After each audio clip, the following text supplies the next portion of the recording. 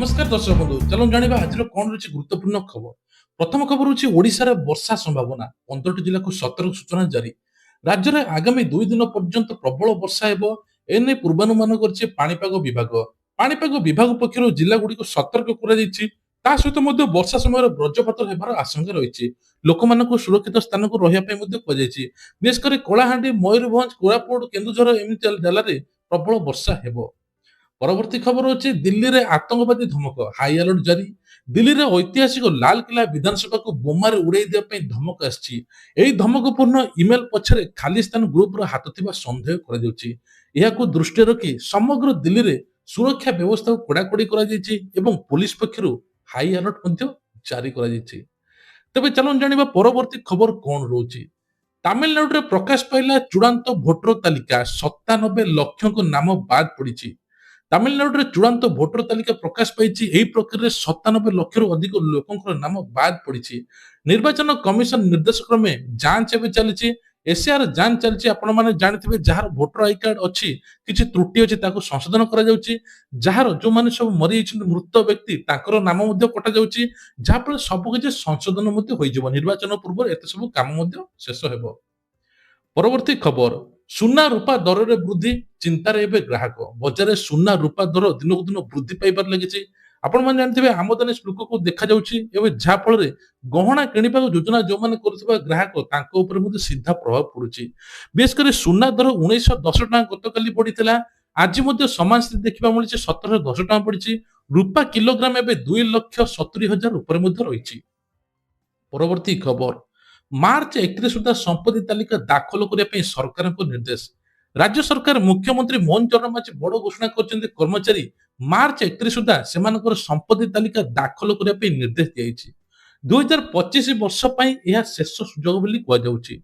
जदि कौन कर्मचारी निर्धारित समय तथ्य देवा विफल हुंती से विरोध में दृढ़ कार्यानुष्ठान मुख्यमंत्री मोहन चरण माझी कहते। जीरो टॉलरेंस नियम हेबो। परवर्ती खबर महाकाश में भारतर प्रथम थर एआई डाटा सेंटर खोल। महाकाश विज्ञान केन्द्र नूतन माइलखुंट स्थापित होगापी जाऊँगी।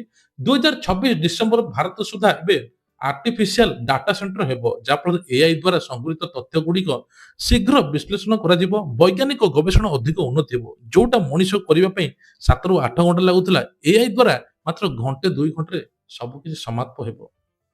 परवर्ती खबर राज्य में अपमिश्र खाद्य कारोबार वृद्धि सतर्क रही मंत्री परामर्श देते।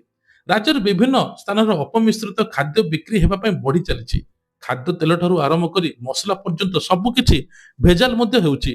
साधारण लोक स्वास्थ्य उपर बेस प्रभाव पकाउछि। एनेकी प्रशासन एवं असाधु व्यवसायी उपर चढ़ाऊ जारी करिसेंति। आज मंत्री कहते जेकोसी लोक एसबू काम करुथिबो तुरंत ता उपर दृढ़ कार्यानुष्ठान नियाजिबो।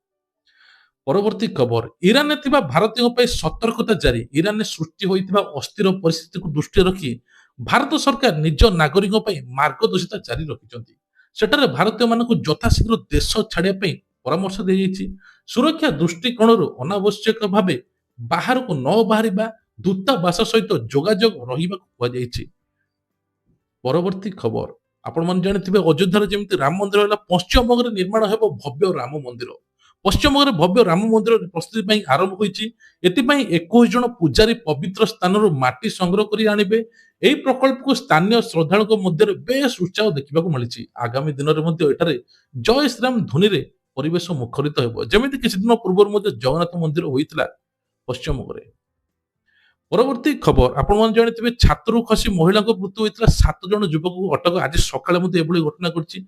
एक आवासिक कोठार 4 महला छात्र जन महिला खसी मृत्यु होती। पुलिस एवं सन्देह कर 7 जन युवक को अटक रखी।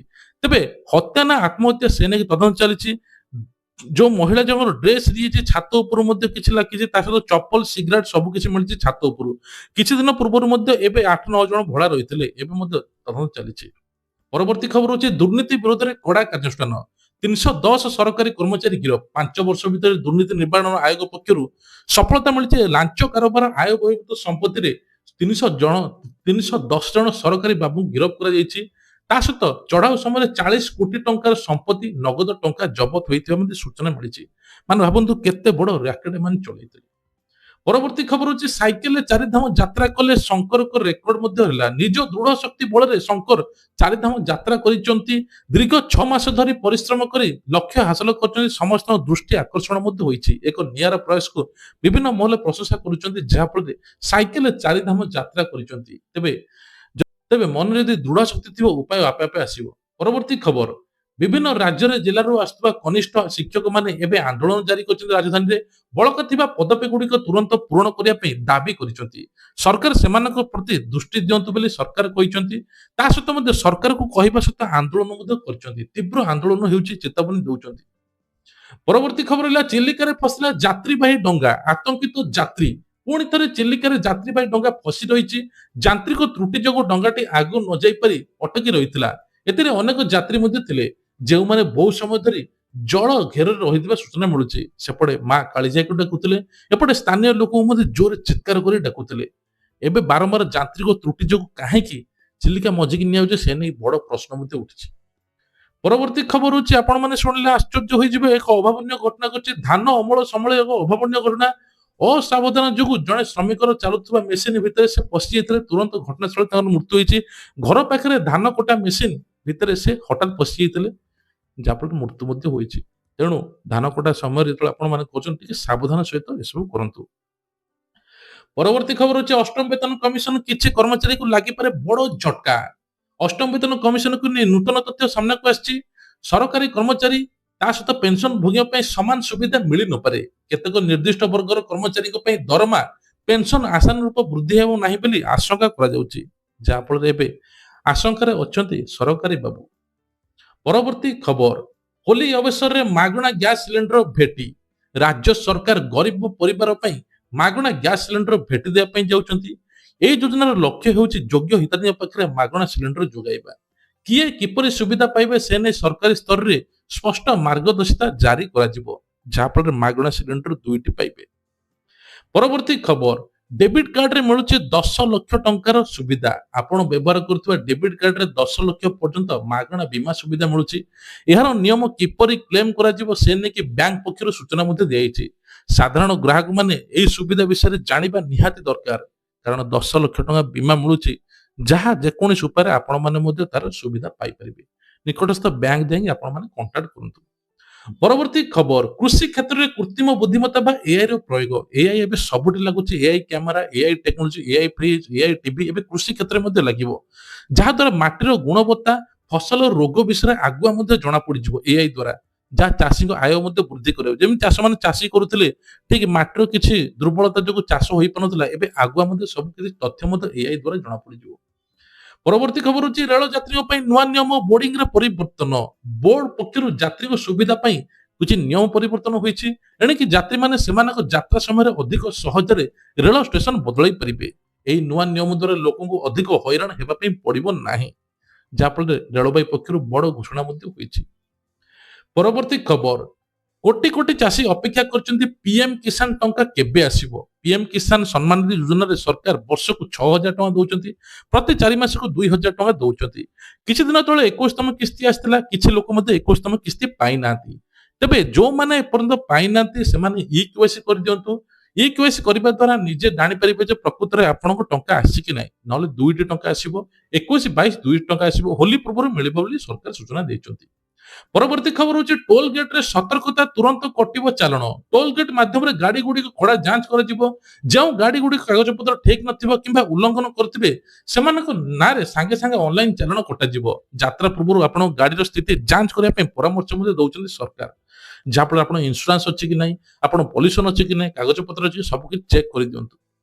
ପରବର୍ତ୍ତୀ ଖବର, ବଢିବ ଦରମା। ହୋଲି ପୂର୍ବରୁ ରାଜ୍ୟ ସରକାରୀ କର୍ମଚାରୀ ଶିକ୍ଷକ ପେନସନ ଭୋଗିବା ପାଇଁ ଉପହାର। ତେବେ ଯାହାଫଳରେ ସେମାନଙ୍କର ମହଙ୍ଗା ଭତ୍ତା ଡିଏକୁ ବୃଦ୍ଧି କରିବେ ସରକାର ବୋଲି କୁହାଯାଉଛି, ଯାହାଫଳରେ ଦରମା ଆହୁରି ବଢିବ ବୋଲି ଆଶା କରାଯାଉଛି। ପରବର୍ତ୍ତୀ ଖବର ହଉଛି, ଜିରୋ ବାଲାନ୍ସ ଆକାଉଣ୍ଟରେ 10,000 ଟଙ୍କା ଉଠାଇ ପାରିବେ। ଯେମିତିକି ଜନଧନ ଆକାଉଣ୍ଟ ଆପଣମାନେ ଯଦି ଖୋଲିଥିବେ ଜାଣିଥିବେ, ଏବେ ଜିରୋ ବାଲାନ୍ସରେ 10,000 ଟଙ୍କା ପର୍ଯ୍ୟନ୍ତ ଉଠାଇ ପାରିବେ ବୋଲି ସରକାର କହିଛନ୍ତି। ଏହି ଓଭରଡ୍ରାଫ୍ଟ ସୁବିଧା କେବଳ ଜନଧନ ଜିରୋ ବାଲାନ୍ସ ଆକାଉଣ୍ଟ ଧାରୀଙ୍କ ପାଇଁ ଉପଲବ୍ଧ। ଏଥିପାଇଁ କେତେକ ନିର୍ଦ୍ଦିଷ୍ଟ ସର୍ତ୍ତାବଳୀ ମଧ୍ୟ ରହିଛି ଯାହା ଗ୍ରାହକମାନେ ଜାଣିବା ମଧ୍ୟ ନିହାତି ଆବଶ୍ୟକ। ତେଣୁ ଆପଣ ଯଦି ଜନଧନ ଆକାଉଣ୍ଟ ଅଛି ତୁରନ୍ତ ନିକଟସ୍ଥ ବ୍ୟାଙ୍କକୁ ଯାଇ ଯାଞ୍ଚ କରନ୍ତୁ। ଆପଣ ଜିରୋ ବାଲାନ୍ସ ଥିଲେ ମଧ୍ୟ ଆପଣ 10,000 ଟଙ୍କା ଉଠାଇ ପାରିବେ, କିନ୍ତୁ ପରେ ସୁଝିବାକୁ ପଡ଼ିବ, ମନେ ରଖନ୍ତୁ। ପରବର୍ତ୍ତୀ ଖବର ହେଉଛି ଝିଅମାନଙ୍କ ପାଇଁ ନୂଆ ଯୋଜନା ପଢାପଢି ମିଳିବ 1,00,000 ଟଙ୍କା ସରକାର କହିଛନ୍ତି ବଜେଟରେ ଘୋଷଣା କରିଥିଲେ। ଆପଣମାନେ ଜାଣିଥିବେ ସରକାରୀ ବଜେଟରେ ଝିଅମାନଙ୍କ ପାଇଁ ସ୍ୱତନ୍ତ୍ର ଯୋଜନା ଘୋଷଣା ହୋଇଛି। କଲେଜ ପାଠ ପଢିବା ସରେ ଝିଅମାନଙ୍କୁ ମିଳିବ 1,00,000 ଟଙ୍କା। ସେମାନଙ୍କୁ ଆତ୍ମନିର୍ଭରଶୀଳ କରିବା ପାଇଁ ଉଚ୍ଚ ଶିକ୍ଷା ପାଇଁ ସରକାର ଏହି ଟଙ୍କା ପ୍ରଦାନ କରିବେ। ତା ପୂର୍ବରୁ ମଧ୍ୟ 20,000 ଟଙ୍କା ଫିକ୍ସ ଡିପୋଜିଟ୍ ମଧ୍ୟ ମରାଯିବ। ବହୁତ ବଢିଆ କଥା ସରକାର ଏହି ପଦକ୍ଷେପ ନେଇଛନ୍ତି।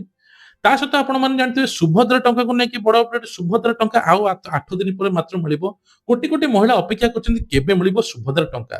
ମହିଳା ଦିବସ ଦିନ, ଅନ୍ତର୍ଜାତୀୟ ମହିଳା ଦିବସ ଦିନ ସୁଭଦ୍ରା ଟଙ୍କା ମିଳିବ। ତା ପୂର୍ବରୁ କିଛି ଲୋକ ଏପର୍ଯ୍ୟନ୍ତ ସୁଭଦ୍ରା ଟଙ୍କା ପାଇନାହାନ୍ତି। ସରକାର ସେଥିପାଇଁ 2,40,000 ମହିଳାକୁ ଏକା ସାଙ୍ଗରେ 10,000 ଟଙ୍କା ପ୍ରଦାନ କରିଛନ୍ତି। ଏବେ କୋଟି କୋଟି ମହିଳାକୁ ସୁଭଦ୍ରା ଟଙ୍କା ମିଳିବ। ତା ପୂର୍ବରୁ ଆପଣମାନେ ଯଦି ନିଜର ଷ୍ଟାଟସ ଚେକ୍ କରିନାହାନ୍ତି, ପେଣ୍ଡିଂ ଅଛି, ତୁରନ୍ତ ଆପଣମାନେ କ୍ଲିୟର କରନ୍ତୁ, ଡିବିଟି ଲିଙ୍କ କରିଦିଅନ୍ତୁ। ତା ସହିତ ମଧ୍ୟ ଯୋଉମାନଙ୍କୁ 21 ବର୍ଷ ହେଇଛି ସେମାନେ ଚାହିଁଲେ ଆବେଦନ କରିପାରିବେ। ଯୋଉମାନଙ୍କୁ 60 ବର୍ଷ ହେଇଛି ମନେ ରଖନ୍ତୁ ସେମାନେ ଆଉ ପାଇବେ ନାହିଁ। ସେମାନେ ଭତ୍ତା ଟଙ୍କା ପାଇଁ ଆବେଦନ କରିବେ, ଯାହାଫଳରେ ତାଙ୍କୁ ଭତ୍ତା ମଧ୍ୟ ମିଳିବ। ତେବେ ଇଏ ଥିଲା ଆଜିର କିଛିଟା ଦେଶ ବିଦେଶ ରାଜ୍ୟର ଛୋଟ ଖବର। ତେବେ ଇଏ ଥିଲା ଆଜିର କିଛିଟା ତେବେ ଇଏ ଥିଲା ଆଜିର କିଛି ତେବେ ଇଏ ଥିଲା ଆଜିର କିଛିଟା ଖବର। ଯଦି ଖବରଟି ଭଲ ଲାଗିଲେ ନିଶ୍ଚିତ ଲାଇକ୍ କରିବେ। ଚ୍ୟାନେଲରେ ନୂଆ ଥିଲେ ସବସ୍କ୍ରାଇବ କରିବା ପାଇଁ ଭୁଲିବେ ନାହିଁ। ଆଉ ଯଦି ଆପଣଙ୍କ ସରକାର ଯୋଜନା ବିଷୟରେ ଆଉ କିଛି ଜାଣିବା ପାଇଁ ଅଛି ନିଶ୍ଚିତ କମେଣ୍ଟ ମାଧ୍ୟମରେ ମଧ୍ୟ ଜଣାଇବେ। ଜୟ ଜଗନ୍ନାଥ।